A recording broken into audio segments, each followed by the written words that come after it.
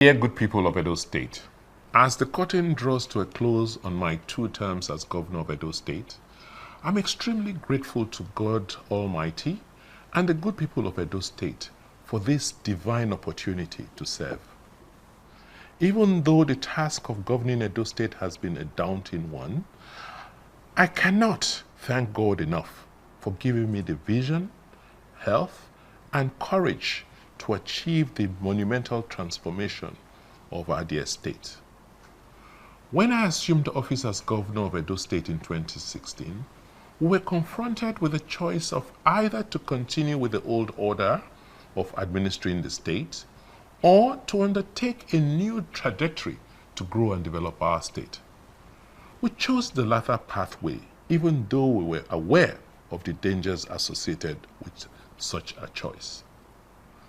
Today, the extent and range of reforms in infrastructure, the economy, building the institutions of state, and service improvement to citizens are proof of the fact that though we took a road less traveled, we have indeed made Edo a leading state in Nigeria.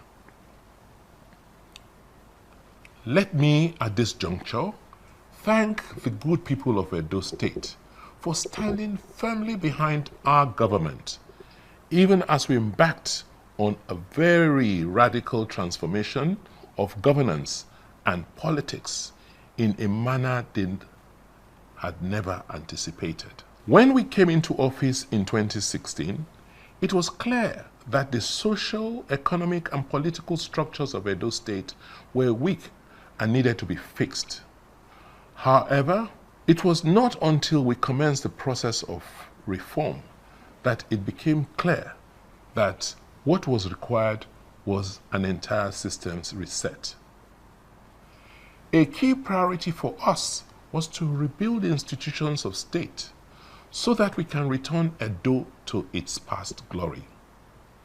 To do so, we needed to build strong institutions, not strong men or godfathers. Over the last 8 years, we have undertaken a total overhaul of how government works in Edo. Today, I'm very proud that Edo parades Nigeria's most advanced public service. Our investments in human capital development, the working environment, digitization, and institutional reforms have resulted in a civil service that is nimble, fast, responsive, future-focused, private sector facing, and technologically compliant. We now recruit staff on merit, and our workers are constantly upskilled and are well motivated to deliver best-in-class service to the citizens of Edo State and investors. We invested in building a state-of-the-art secretariat complex and other hubs. We built the John Odighionyegu Public Service Academy and other such institutions that will ensure that the gains made are sustained and our workers are motivated to perform optimally. We ensured that they receive the highest minimum wage in Nigeria. That is before the recent increase across some states. And we provide all other incentives to boost performance.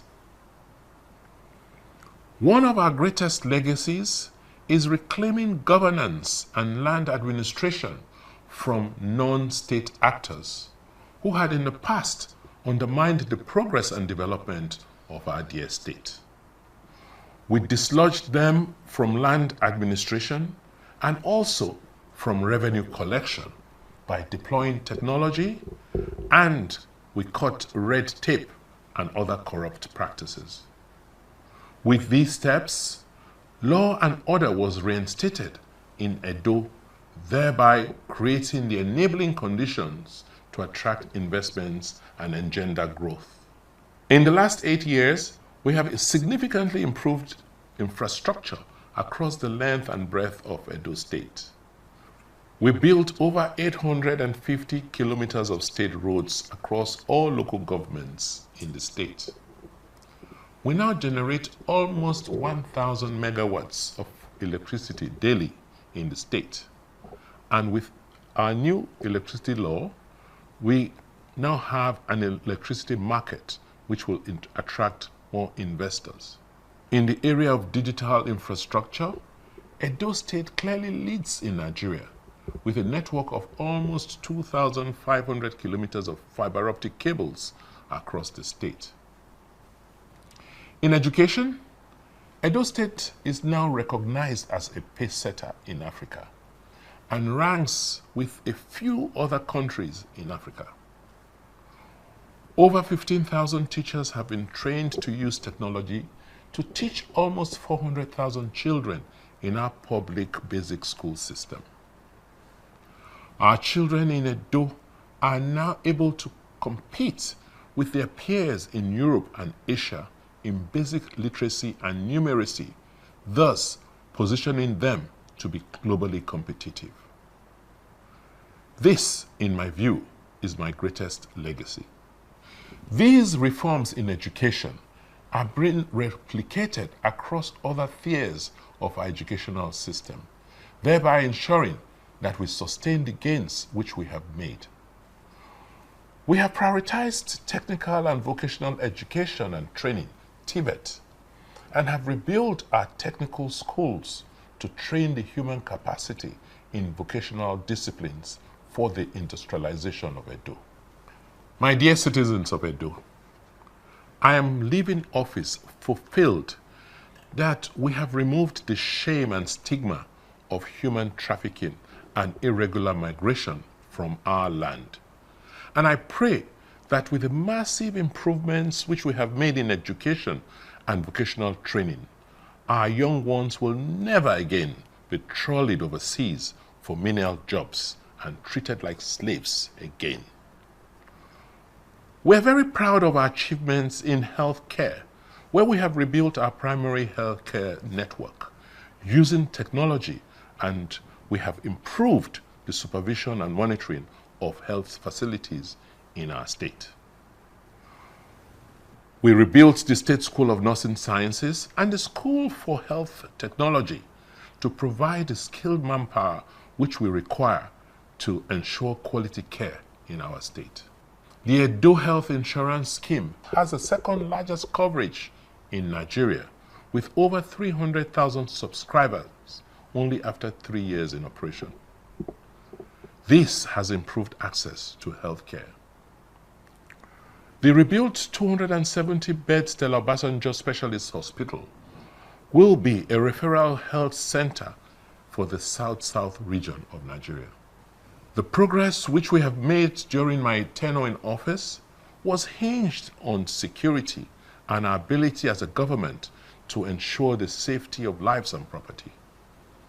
We evolved a community-led security network that worked closely with federal government agencies to ensure that we have a safe and conducive environment for businesses to thrive. This system is supported by a state-of-the-art command and control center, which receives intelligence and incidences from communities and feeds relevant response teams for quick action. The system has been responsible for the relative peace in our state, thus making Edo one of the most peaceful states in South-South Nigeria. We started a revolution in agriculture in Edo State, where under the Edo State Oil Palm Program, we have allocated over 120,000 hectares of land for oil palm estate development. About 40,000 hectares of this land have been cultivated. With this and the strides which we have made in the cultivation of cassava as a feedstock for the 2 ethanol plants in Edo State, we have an assured future as Nigeria's preeminent palm oil and cassava producing state. We have also utilized our endowments as an oil and gas producing state to become a leader in the petrochemical sector.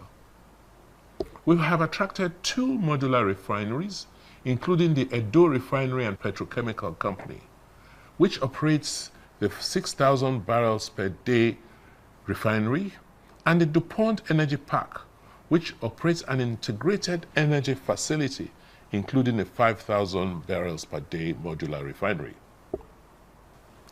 In addition to investments in hydrocarbons, we have also attracted billions of dollars into manufacturing of items like ceramics, tiles, glass, iron and steel, wood, and cement, etc. One of the main reasons why I contested elections in 2016 was my concern for the youth of Edo, who were losing hope and saw traveling out as the only way to hope.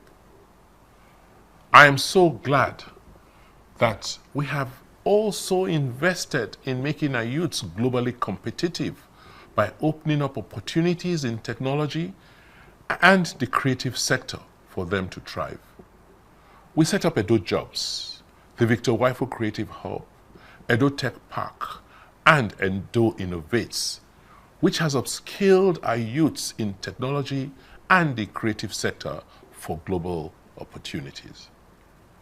We also tackled irregular migration and human trafficking by setting up a strong institutional mechanism to tackle the root causes of this menace, while providing support for the reintegration of over 6,000 returnees.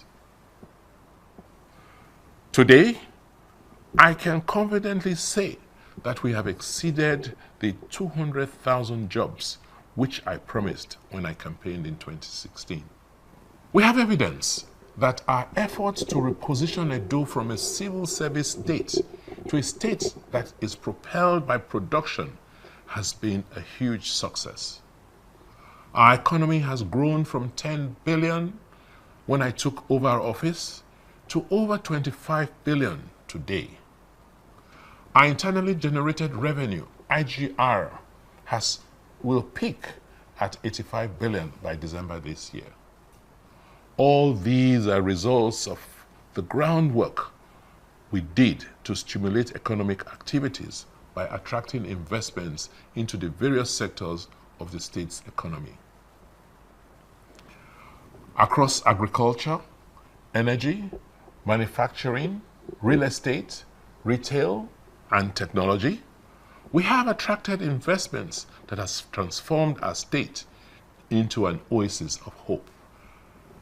As I leave office, I am leaving behind something which I wasn't fortunate to inherit.